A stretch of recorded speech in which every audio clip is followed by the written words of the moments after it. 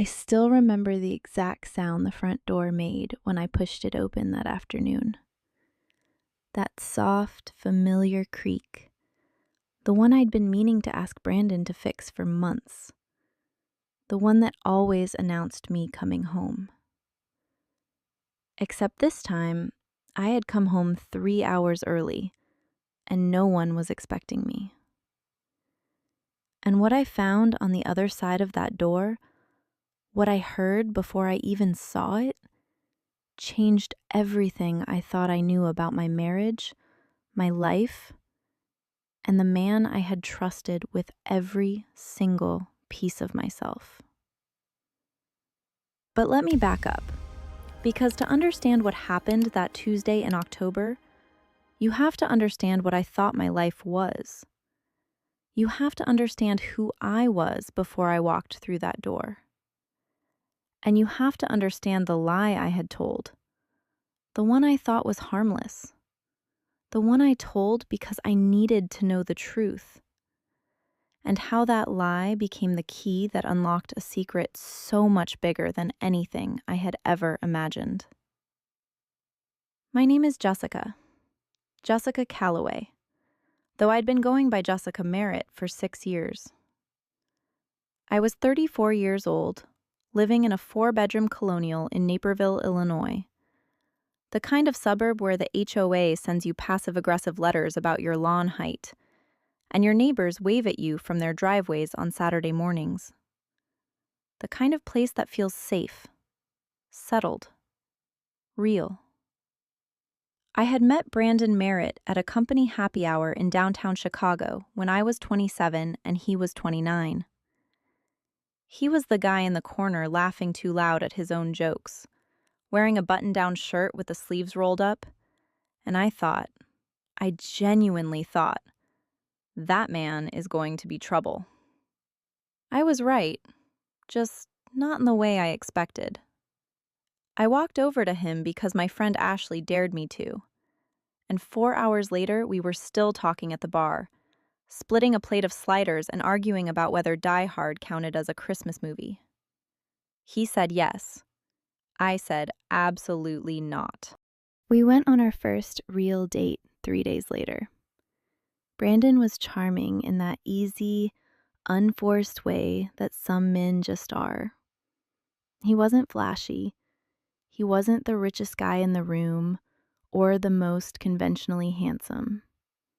He was medium height, brown hair that always looked slightly overdue for a haircut, with these warm hazel eyes that crinkled at the corners when he smiled. He worked in logistics management for a mid-sized distribution company, made decent money, paid his bills on time. His credit score, when we merged finances before the wedding, was 741. I know because he was proud of it. Told me like he was announcing a sports score. 741, Jess. That's solid. I laughed and told him mine was 768 and watched his face do this funny little deflate that made me love him more. We got married on a Saturday in May, 6 years ago, at a vineyard outside of Geneva, Illinois. 43 guests. My maid of honor was my best friend from college, Linda Park. Brandon's best man was his brother, Derek, who flew in from Phoenix. My dad, Robert Calloway, walked me down the aisle in a pale blue tie that matched my something blue bracelet because he'd planned it that way in secret and didn't tell me until I saw him at the end of that aisle and completely lost it. He was that kind of man, my father. The kind who noticed things. The kind who cared in ways that cost him something. The first few years of our marriage were, and I don't say this lightly, genuinely good.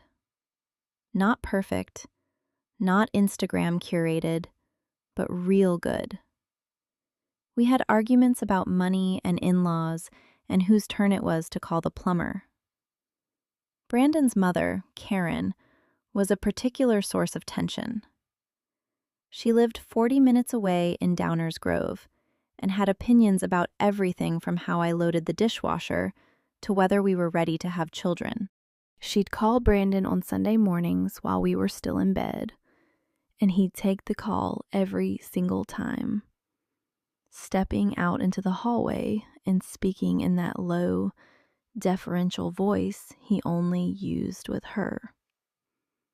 It drove me crazy, but I told myself it was manageable, that every marriage had its Karen. We bought the house in Naperville 3 years into the marriage. Brandon wanted something bigger. I wanted something closer to work. I was a marketing director at a mid-sized healthcare consulting firm, pulling in $94,000 a year by that point. We compromised on the Colonial. 4 bedrooms because we'll need the space eventually. A 2-car garage, a backyard big enough for a dog we hadn't gotten yet.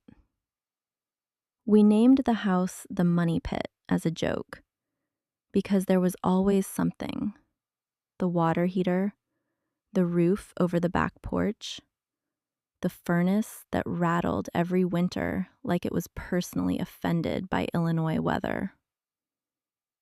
But we were happy. I want to be clear about that. When I look back now, I'm not rewriting history, not telling myself the marriage was secretly miserable all along. There were Sunday mornings with coffee and the Times crossword. There were road trips to Michigan in the fall when the leaves turned and the air smelled like wood smoke. There were nights we stayed up until 2 a.m, talking about nothing and everything, the way you do when you still genuinely like the person lying next to you. My dad used to call us the solid ones. He had this theory. Robert Calloway, who'd been married to my mother for 38 years before she passed, that marriages fell into categories: fireworks, which burned bright and burned out; obligation, which were just 2 people managing a shared calendar; and solid, which meant you'd built something real. "You two are solid," he'd say, usually around Thanksgiving, when everyone gathered at his house in Schaumburg, and Brandon would help him with the turkey, and they'd stand in the kitchen together, looking like they'd known each other their whole lives. That one's a keeper, Jesse. My dad died 14 months ago. Heart attack, sudden, no warning. He was 67 years old and had just gotten back from a weekend fishing trip with his buddies in Wisconsin. He called me on a Thursday night, and we talked for 40 minutes about nothing: a show he was watching, a neighbor's new fence, whether I was getting enough sleep. 3 days later, he was gone. The grief was the kind that physically relocates inside you. It doesn't leave. It just finds a new address and unpacks. I went back to work after 2 weeks because sitting still was worse than moving. Brandon was attentive in the immediate aftermath, held me through the nights I cried without being able to explain exactly why, brought me tea I didn't ask for, and sat with me through the funeral arrangements without complaining once. I was grateful. I told myself I was lucky. And then the lawyers called about my father's estate. I had assumed, we had both assumed, Brandon and I, in the vague way you assume things about a future you don't want to think about too hard, that my dad's affairs were simple. He'd owned a small property management company for 22 years, Callaway Property Solutions, managing residential rentals across the northwest suburbs. I knew it existed the way you know a fact without really understanding it. It was Dad's business. It was the thing that kept him busy, kept him connected, gave him purpose after my mom died. I never looked at the books. I never asked. The estate attorney, a quiet man named Gerald Hoffman, who operated out of a wood-paneled office in Schaumburg, asked me to come in alone for the initial meeting. I remember thinking that was a little odd. Brandon had offered to come, and I'd told him it was fine, I'd handle it. But I figured it was just paperwork. Just the beginning of a long, sad administrative process. I walked out of Gerald Hoffman's office 2 hours later with my hands shaking and my brain running about 6 seconds behind my body. My father had left me a business valued at approximately $1.4 million, with a net annual income of around $210,000. Clean books, no debt, a loyal property manager named Tom Reyes who'd been running day-to-day operations for 8 years and had already reached out to express his willingness to continue. There was a portfolio of 11 residential properties across 4 suburbs, all performing. A business bank account with a current balance of $312,000. I sat in my car in Gerald Hoffman's parking lot for 20 minutes and just stared at the steering wheel. And then a thought came to me. Not a good thought, not a thought I'm proud of, but a thought I couldn't shake. What would Brandon do if I had nothing? It wasn't a new question. It had been living somewhere in the back of my mind for months, maybe longer, in the way that uncomfortable thoughts do when you're not ready to look at them directly. Little things, small moments. A comment Brandon had made 6 months ago about a colleague whose wife carried the family while the husband figured himself out. The way he sometimes talked about money. Not worrying about it exactly, but tracking it in a way that felt slightly off. The Sunday call with Karen I'd overheard in fragments. Jessica's salary. What happens if... You need to think about... I hadn't confronted any of it. I'd filed it away in the place where wives file things they're not ready to examine. But sitting in that parking lot, with $1.4 million worth of inheritance sitting in a folder on my passenger seat, I made a decision. I would tell Brandon the opposite. I would tell him my father had died deeply in debt, that the business had liabilities I was now responsible for, that I was looking at potentially losing my job too. Our firm had been hinting at restructuring, which was true, so the lie would have texture. I would tell him we were in trouble, and I would watch what he did. I told myself it was just a test, a small, temporary, harmless test. I would know the truth within a few weeks, and then I'd come clean and we'd laugh about it, or we'd have a hard conversation, or whatever needed to happen would happen. I was a marketing director. I understood the value of a controlled experiment. I drove home, pulled into the garage, and sat in the car for another 5 minutes before going inside. Brandon was in the kitchen making pasta when I came through the door. He looked up, saw my face, and immediately set down the wooden spoon. "Hey," he said, "how'd it go? Was it bad?"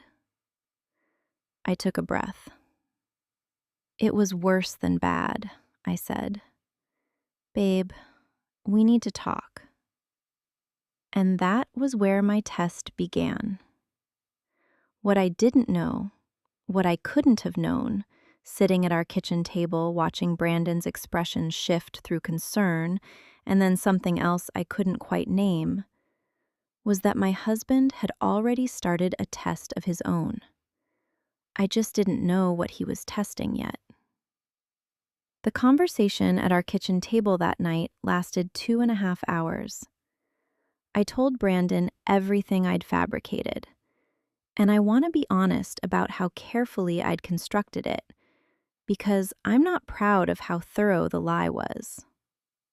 I told him that Gerald Hoffman had walked me through my father's books and discovered that Callaway Property Solutions was carrying $340,000 in outstanding business debt tied to a series of bad loans my dad had taken against the properties over the last 3 years. I told him the estate attorney believed the liabilities would likely exceed the assets once everything was liquidated. I told him I'd probably inherit nothing and might actually be on the hook for a portion of it depending on how the estate was structured. And then, because I'd decided to really test the edges, I added the piece about my job, that our firm had announced an internal restructuring meeting for the following Monday, and that my department, marketing, was rumored to be the first cut, that I might be looking at a severance package and a job search simultaneously while dealing with my father's mess. I watched his face the entire time. Brandon was quiet for a long stretch after I finished. He'd barely touched his pasta. He was sitting across from me at the kitchen table with both hands wrapped around a glass of water, and there was something happening behind his eyes that I couldn't quite decode. I'd expected him to reach across the table, to say, "We'll figure it out," to say, "It doesn't matter, we'll be okay." Those were the words I was waiting for, the words a husband says when he means them. Instead, he said, "How much are we actually talking about? Like, worst case?" I blinked. "I just told you, 340,000 in debt, possibly more when—" "Right, but I mean the net number. What would we actually owe?" Something small and cold moved through my chest. "Brandon, I don't know the exact number yet. Gerald is still—" "Because that's a significant amount of money." He set down his water glass carefully. "That's not a 'we'll figure it out' kind of number, Jess. That's a 'we need to talk to a financial attorney' kind of number." "I know that," I said. "And your job—" He rubbed the back of his neck. "The restructuring, is that confirmed or is it still just rumors?" "Still rumors," I said, "but credible ones." He nodded slowly, not comforting nod, calculating nod. "Okay," he said finally. "Well, we should probably hold off on the Tahoe thing." The Tahoe thing. We had been loosely planning a trip to Lake Tahoe for our anniversary in March. It wasn't booked. We hadn't put a deposit down on anything. It was the kind of plan that existed mostly in the form of a shared Google Doc and a few screenshots of rental cabins. "Sure," I said. "Of course. And I think we need to be realistic about the renovation timeline." We'd been talking about finishing the basement, not a luxury project, just converting unfinished space into something usable. We'd gotten 2 contractor quotes. The lower one was $28,000. "Okay," I said again. He didn't hug me. He didn't come around the table. He picked up his fork and ate some pasta and said, "I'm sorry about your dad's mess. I really am. But we're going to need to be smart here." I went upstairs that night and sat on the edge of our bed and told myself I was overreacting. That Brandon was a practical person. That practical people responded to financial stress with practicality, not sentiment. And that was fine. That was actually a reasonable way to be. And I was reading too much into the absence of a hug that maybe he just forgot to give me because he was processing. I told myself that for about 3 days. The shift, when it came, was not dramatic. It wasn't a fight. It was more like watching a temperature drop 1 degree at a time until you suddenly realize you're cold. By the end of the first week, Brandon had started coming home later. Not dramatically later, 20, 30 minutes. Enough to notice, not enough to question. He'd started spending more time in his home office in the evenings, door half closed, on his laptop. When I asked what he was working on, he said, "Just some project stuff," and turned the screen slightly away from me.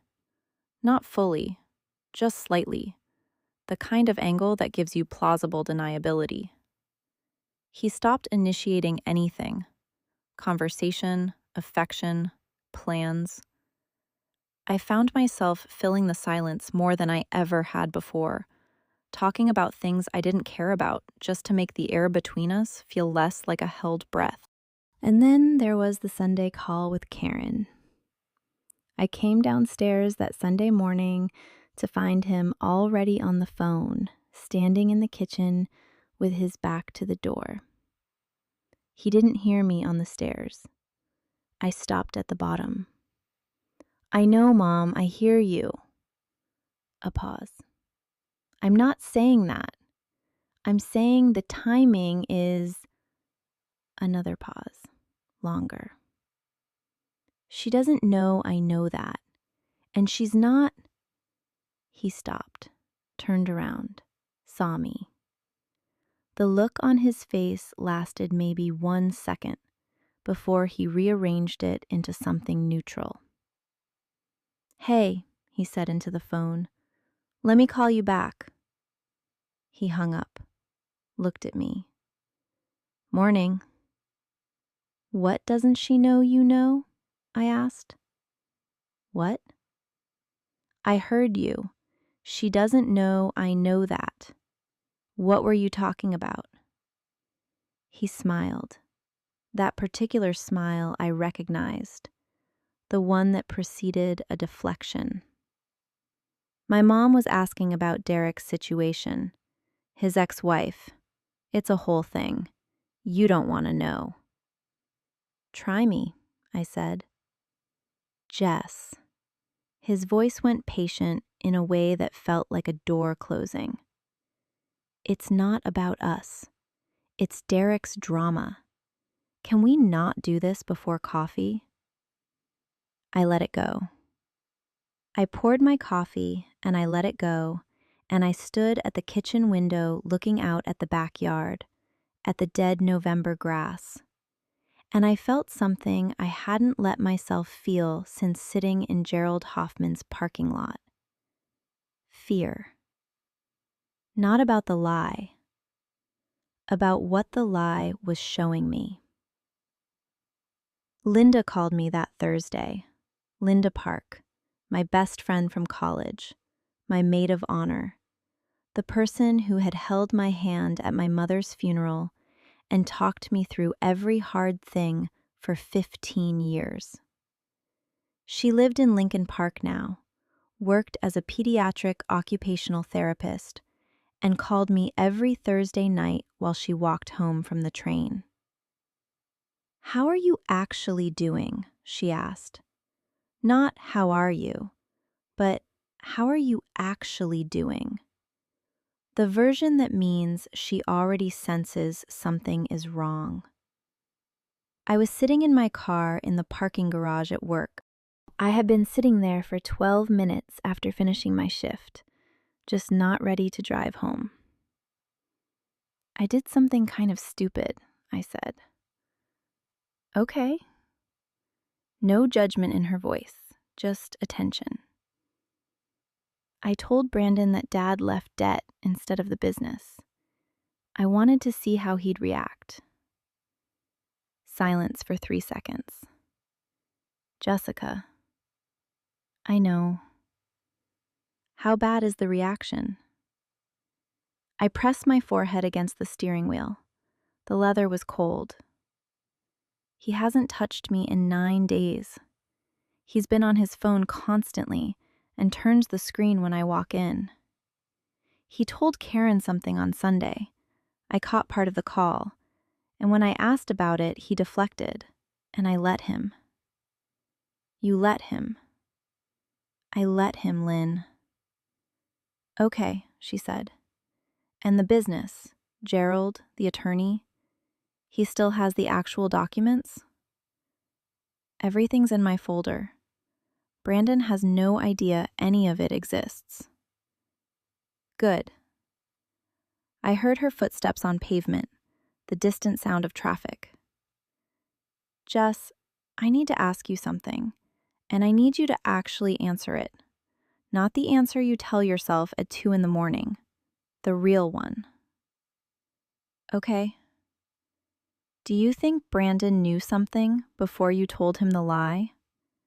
Like, do you think there's a reason he already had an answer ready for financial stress instead of comfort? The cold spread from my forehead down through my chest. He asked about the net number, I said slowly, before he asked if I was okay. Yeah, Linda said quietly. That's what I thought.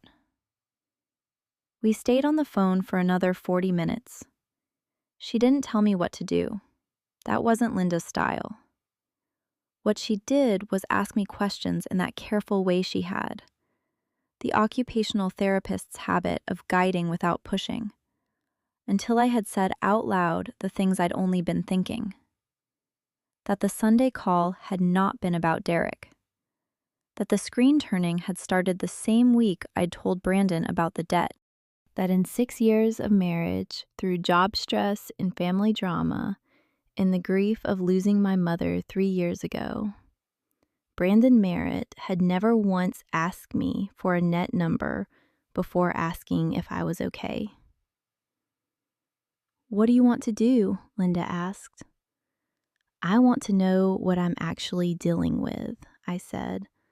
Before I decide anything, I want actual information. Then get it, she said. Don't decide, don't confront, just get informed. Can you call Gerald Hoffman tomorrow? Yes. Then do that first. I drove home that night and made dinner and watched Brandon eat it across from me and smiled when he made a comment about the news and cleared the plates when he disappeared into his office. And the entire time, I felt like I was watching myself from slightly outside my body. Like I had stepped to one side of myself, and the woman at the kitchen counter was a very good performance of Jessica Merritt, while the real Jessica Merritt was somewhere else entirely, making a list. Gerald Hoffman answered his direct line on the second ring. Mrs. Merritt, he said, with the same measured warmth he'd had in his office, I was hoping you'd call. There are a few things I'd like to walk you through at your convenience. Is Tom Reyes still willing to continue managing the properties? I asked. He is. He's been holding, actually. Didn't want to make any moves until he heard from you. And the business account, the $312,000, is that liquid? Fully liquid, in a business checking account under Callaway Property Solutions. You would need to formally accept the estate and file the transfer paperwork, but once that's done, the account is yours. I was standing in the upstairs bathroom with the door locked and the fan running. I had the folder from Gerald's office open on the closed toilet lid. Gerald, I said, if I wanted to consult a family law attorney, separately, confidentially, just to understand my options, would that be premature? There was a short pause on his line. Not surprised, just careful. It would not be premature, he said. I can give you a referral if you'd like. Someone discreet. Please, I said. I wrote the name down on the back of an old grocery receipt I found in my jacket pocket. Diane Fowler, Esquire. Family Law, Wheaton, Illinois. Gerald said she was thorough and she was fast, and she had seen everything. I folded the receipt and put it in the inside pocket of my jacket, against my chest. Then I unlocked the bathroom door, turned off the fan, and walked back down the hallway toward the sound of the television. Brandon was on the couch. He looked up when I came in. "Everything okay?" he asked. "Fine," I said, and sat down next to him. "Just tired." He turned back to the screen. I sat there beside him in the blue television light, my hand resting near his but not touching. The name Diane Fowler pressed against my heartbeat. And I thought about what Linda had said. Don't decide. Just get informed. But there was something else. Something that had been pressing at the edge of my mind since the parking garage, since the Thursday call, since the moment I'd heard Brandon say, "She doesn't know I know that," and watched his face rearrange itself in the half second before he knew I was watching. If he already knew something, or suspected something, what was it? And how long had he known? I had started this whole thing thinking I was running the test. I was starting to understand that I might not be the only one. I called Diane Fowler on a Friday morning from my car in the parking lot of a Panera Bread 3 miles from our house. I had chosen Panera because it was the kind of place where nobody looked at you twice if you were sitting alone in the corner with a coffee and a folder full of documents. Also because I needed somewhere that wasn't home and wasn't work, and I'd been driving in circles for 20 minutes before I pulled in. Diane Fowler picked up on the first ring. "Mrs. Merritt," she said. Her voice was crisp and unhurried, the kind that made you feel like your problem was serious but manageable. "Gerald told me you might be calling. Do you have time to talk now, or would you prefer to schedule a consultation?" "Now," I said, "please." She walked me through the basics in about 12 minutes. Illinois is an equitable distribution state, not a community property state, which meant marital assets would be divided fairly, but not necessarily 50-50 in the event of a divorce. Inheritance, including business inheritances received during a marriage, is generally considered separate property in Illinois, provided it isn't commingled with marital assets. The $312,000 in the Callaway Property Solutions business account was, as of this moment, entirely mine. The 11 properties were mine. The business was mine. As long as I hadn't moved any of it into joint accounts, it was protected. "I haven't touched any of it yet," I told her. "Everything is still in the estate. I haven't formally accepted." "Good," she said. "Keep it that way for now.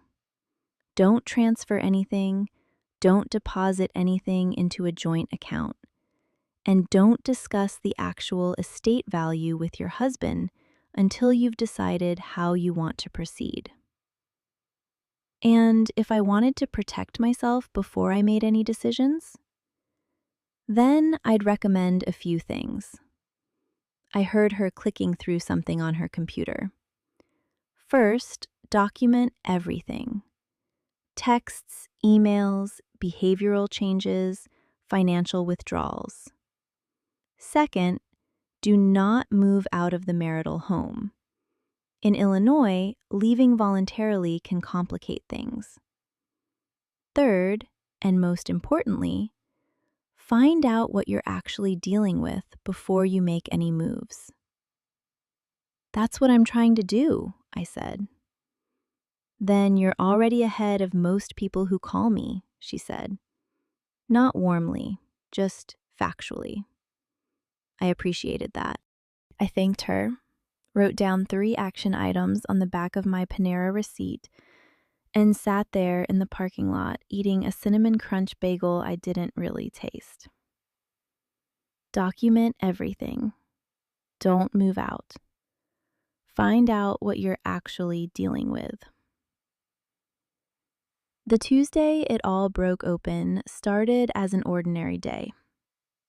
I had a half day at work. Our firm had rescheduled a client meeting that freed up my afternoon, and I left downtown at 1:15, which put me on the expressway heading back to Naperville by 1:30. Brandon's car was in the driveway when I pulled onto our street. He worked from home on Tuesdays. I knew that. What I didn't know was why Karen's silver Buick Enclave was parked at the curb in front of our house. I sat at the stop sign at the end of our block for a full 10 seconds. Karen never came over without calling first.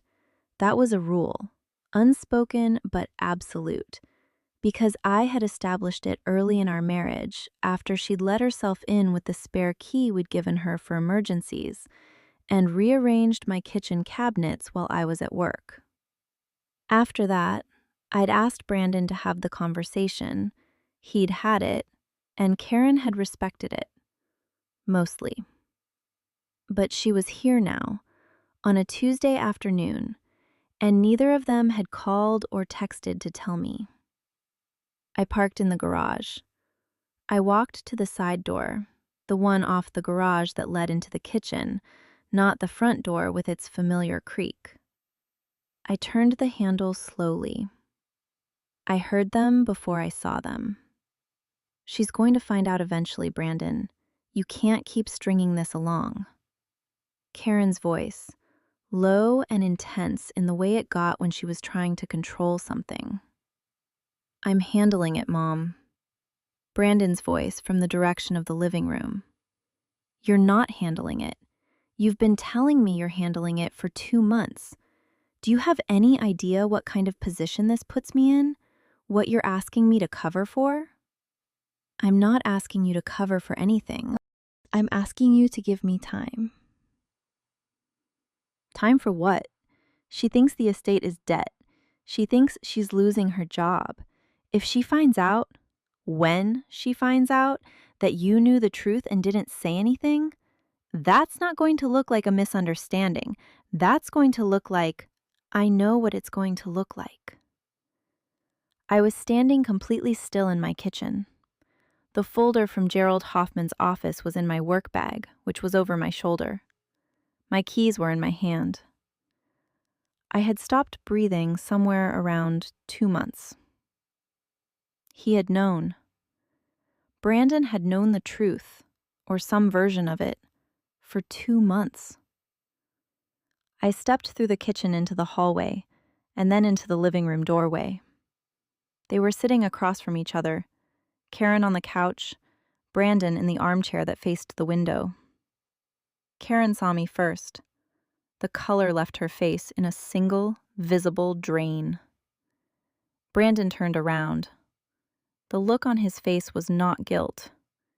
It was something more complicated than that, and more honest. It was the look of a man who had been waiting for a specific thing to happen, and had just watched it happen, exactly the way he feared.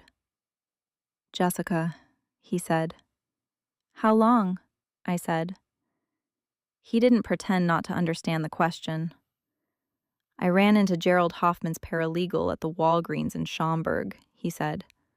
6 weeks ago. She's the sister of a guy I went to high school with. She didn't say anything specific, but the way she acted when I mentioned your dad's estate, I knew something was off. I hired someone to do a basic public records search on Callaway Property Solutions. The properties are registered with the county. It wasn't hard to find. The room felt very still. So you knew I was lying, I said. Yes. And you didn't say anything? No. Because you were testing me back. He let out a long breath. He looked exhausted in a way I hadn't seen before, like he'd been carrying this for weeks and it was heavier than he'd expected. Because I wanted to know what you were going to do with it, whether you were going to tell me, whether you trusted me enough to be honest. That's what I was doing, I said. Exactly that. I was waiting to see whether you would be honest. We stared at each other across the living room. Karen made a small sound. I'm going to... She stood up. Stay, I said. And I don't know where the authority in my voice came from, but she sat back down. You've been part of this. I heard you on the phone that Sunday. What exactly do you know, Karen? She looked at Brandon. He gave her a small nod. Brandon called me when he found out about the business, she said carefully. He was upset. Not because of the money. I want you to understand that, Jessica. He was upset because he thought you didn't trust him. That you'd rather construct this whole elaborate story than just ask him directly whether he'd stay with you if things got hard. She paused. He asked me not to say anything, to let him figure out how to bring it up. And in the meantime, I said, he went cold, stopped touching me, started turning his laptop screen away from me. Brandon pressed both hands over his face briefly. I was angry, he said from behind them. I was hurt and I was angry, and I handled it badly. I know that. What were you doing on the laptop? He dropped his hands. Looking at our finances, trying to understand what our actual situation was. Whether we had enough, just us, without anything from your dad's estate, to be stable if everything else went wrong. And what did you find? We'd be fine, he said. Not Tahoe trip fine, not finish the basement fine, but fine. I wanted to know if I could tell you that. The cold in my chest had been there since the kitchen. It was still there. But something in it had shifted. Not melted, not gone, but changed shape. You asked me for the net number, I said, the night I told you, before you asked if I was okay. He closed his eyes. I know. That's not something I can unhear, Brandon. I know that too. I set my work bag down on the floor and walked to the armchair across from him, the one Karen wasn't in, and I sat down. My hands were completely steady. I didn't understand why they were steady, but they were. I'm going to tell you the truth now, I said. All of it. And then you're going to tell me the truth. And we're going to figure out whether there's anything left here to save. But first, I looked at Karen. I need you to hear this too, because I am done with there being things said in this house that I'm not part of. Karen nodded once, tightly. She looked like a woman who had been expecting a reckoning and was grudgingly relieved it had arrived. I told them everything. Gerald Hoffman, the $1.4 million valuation, the 11 properties, Tom Reyes, the $312,000 in the business account, Diane Fowler, the parking lot at Panera. Every step I had taken in the 6 weeks since my father's estate attorney had handed me a folder that changed everything. When I finished, the room was quiet. So we were both running the same test, Brandon said finally. Yes. And we both failed it. I looked at him for a long time. The hazel eyes, the brown hair that was slightly overdue for a haircut, the same way it always was. The man who had helped my father with the Thanksgiving turkey and stood in that kitchen looking like he'd known him his whole life.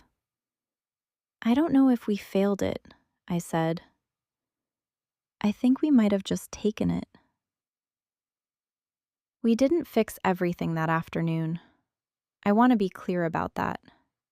Karen left around 4, hugging me at the door in a way that felt unfamiliar and uncertain, which was somehow more honest than her usual performances. Brandon and I ordered pizza and sat at the kitchen table for 3 hours and had the kind of conversation that leaves marks. The kind where you say things you've been holding for years and then have to sit with them in the room together. He told me about the Sunday calls with Karen.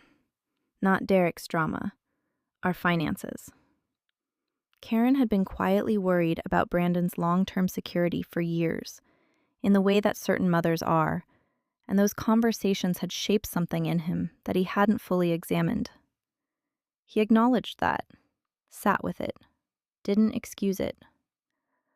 I told him about the fear that had been living in the back of my mind, the comment about the colleague's wife, the way money had started to feel like a ledger between us rather than something we managed together, the way I had been filing things away instead of saying them out loud. We were both guilty of the same fundamental failure.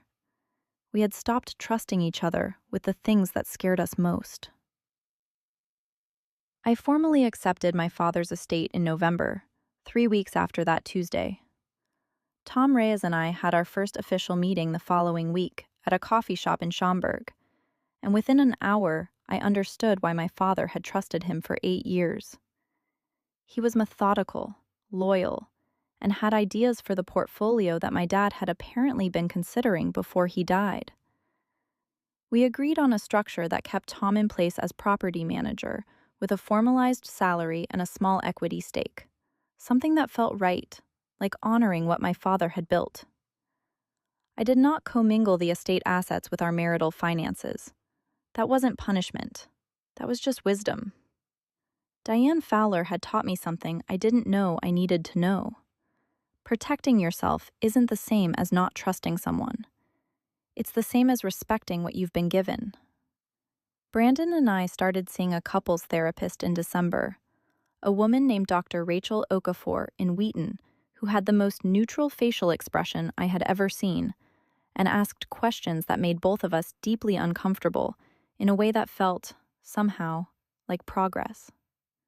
We went every other week through the winter. It wasn't comfortable. It wasn't a montage. It was 2 people sitting in chairs across from each other and choosing, repeatedly, to stay in the room. Linda came out to Naperville for a weekend in January.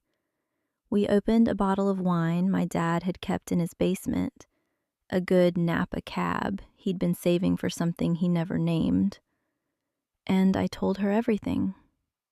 She listened the way she always did, asking her careful questions, and at the end, she said, "So you're still in it?"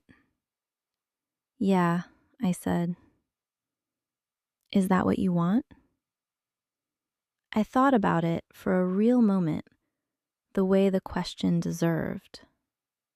I think we were both so afraid of what the other person might do when things got hard that we never actually let things get hard together, I said. And then they got hard anyway. And we're still here. Linda raised her glass. "To your dad," she said. "To my dad," I said. We drank. Outside, it was February in Illinois, and the backyard was frozen and gray. And in the spring, we were going to get that dog we'd never gotten. And I had a business to run and a marriage to rebuild, and a life that looked almost nothing like the one I'd planned. And I was, in the most complicated and unglamorous way, okay. My father used to say that solid things don't break clean. They crack, They stress. They show the pressure. But they hold. He was right about a lot of things, Robert Calloway. And I think, wherever he is, he'd be glad I finally opened the books.